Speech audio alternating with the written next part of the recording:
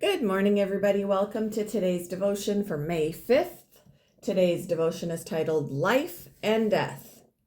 The Bible reading is from Ecclesiastes chapter 7, verses 1 to 10. The cat's around, guys. A good name is better than fine perfume, and the day of death better than the day of birth.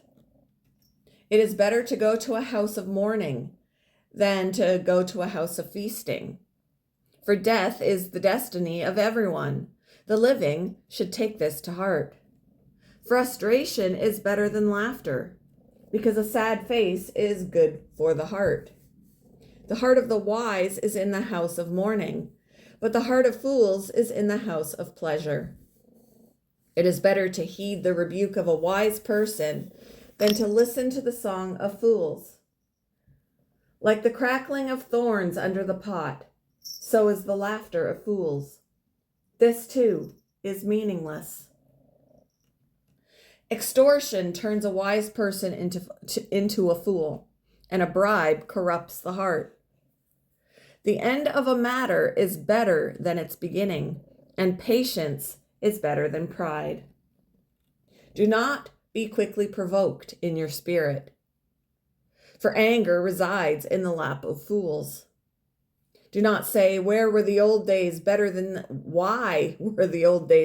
these? For it is not wise to ask such questions.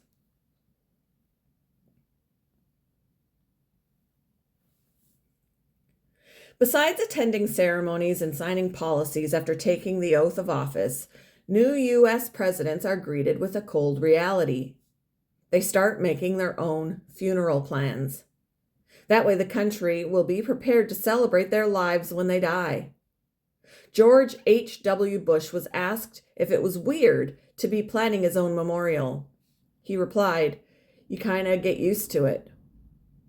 Historians will write about their legacies, but presidents get to plan the personal and traditional parts of their services and the ways they will be remembered.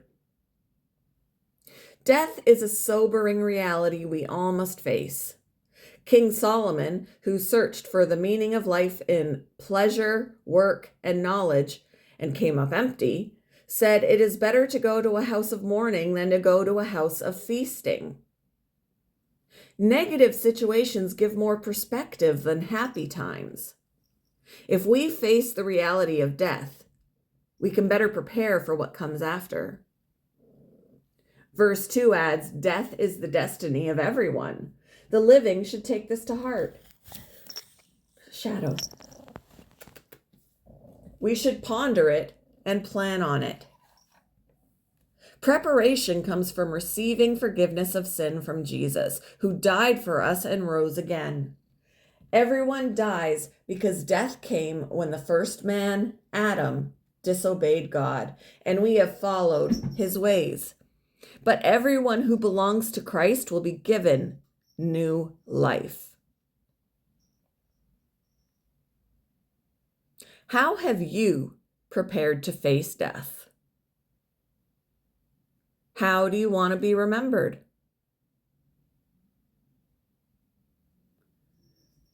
Thank you for joining me for today's devotion, and I hope you all have a wonderful day.